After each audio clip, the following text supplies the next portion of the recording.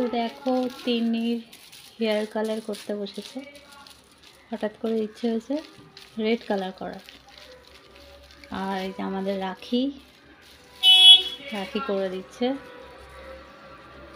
তিন্নি সব কিছু রাখি করে, শাড়ি পরানো থেকে শুরু করে সব। আন্টি বলে একটা ফোন করলেই রাখি চলে আসে, আর খুব সুন্দর করে যত্ন সহকারে ও কাজ করে। তো এটা তো শপে এখন কালারটা লাগাচ্ছে, ফাইনাল লুক তোমাদের সাথে পরে শেয়ার করব। রাখি কতক্ষণ রাখতে হবে? এটা মানে আধ ঘন্টা লেখা আছে, তো 45 মিনিট রাখলে কালারটা ভালো হবে। 45 মিনিটস রাখতে হবে, তাহলে তারপরে ওয়াশ করে তোমাদের সাথে আবার শেয়ার করব। আজকে সকাল থেকে তোমাদের সাথে কিছু শেয়ার করা হয়নি। তিন্নির হেয়ার কালার থেকে শুরু করলাম ব্লগটা, দেখি কতক্ষণ কন্টিনিউ করতে পারি। তো দেখতে থাকো, সঙ্গে থাকো। হেয়ার কালার করছে তিন্নি, আর আমি এদিকে করছি আমার কাজ। তেল কই হচ্ছে, বড় বড় 5টা মোটামুটি সাইজের 5টা কই মাছ এনেছিল, তো তেল কই বসিয়েছি। আর হবে শিম আর পেঁয়াজকলি ভাজা হবে। এটা একটু বাড়িয়ে,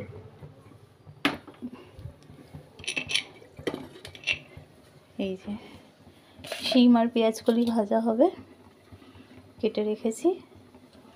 আর কালকে চিংড়ি মাছ আছে, তিনি তো এই কই মাছ খায় না, ওর জন্য চিংড়ি মাছ করা আছে। আর ভাত, আজকে আর কিছু বেশি কিছু করছি না। এই আর তোমাদের দাদা ভাই অ্যাকোরিয়ামটা পরিষ্কার করে একটু হাঁপিয়ে গেছে, শুয়ে রয়েছে। আমার এই গোল্ডেন মানি প্ল্যান্টটা রান্নাঘরে এরকম করে লাগিয়ে রেখেছি, দেখো কতটা বেড়েছে। এই দিক দিয়ে এদিক দিয়ে আমার বেশ সবুজ হয়ে থাকবে চারিদিকে, বেশ ভালো লাগে দেখতে। তো আমার রান্নাঘরে রয়েছে এটা, তোমরা বলো কেমন লাগছে। পরে এই টবটা চেঞ্জ করব, মানে দেখতে সুন্দর কোনো একটা টব লাগাবো। এত রুট বেরিয়ে গেছে, দেখো এই রুটগুলো কাটতে ভয় লেগে গেছে আমার, তাই জন্য আর এই টবটা চেঞ্জ করিনি। কাটলে যদি গাছের ক্ষতি হয়, তাই এটাকে তুলবো এভাবে, আরও বড় হোক।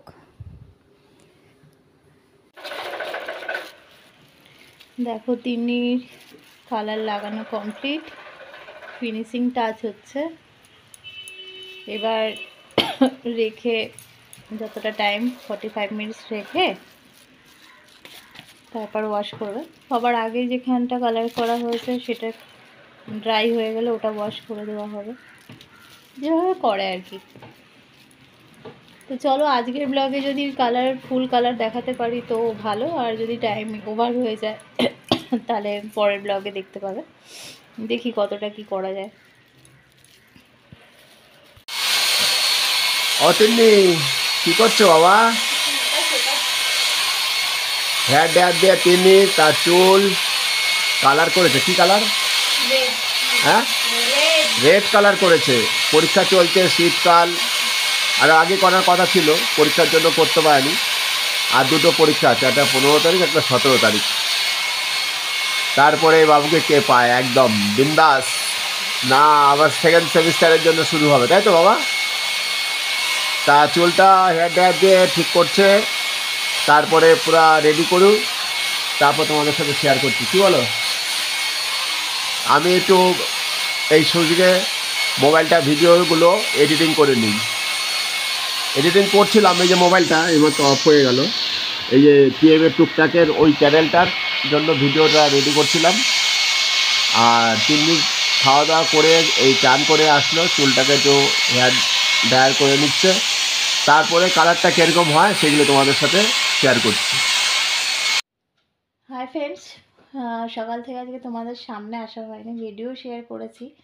তো তিন্নি চুলটা ড্রায়ার দিয়ে সকালও দেখলে, তো ওর চুল এমনি খুব কালার যে রেডটা ধরেছে তা এখনও বোঝা যাচ্ছে না।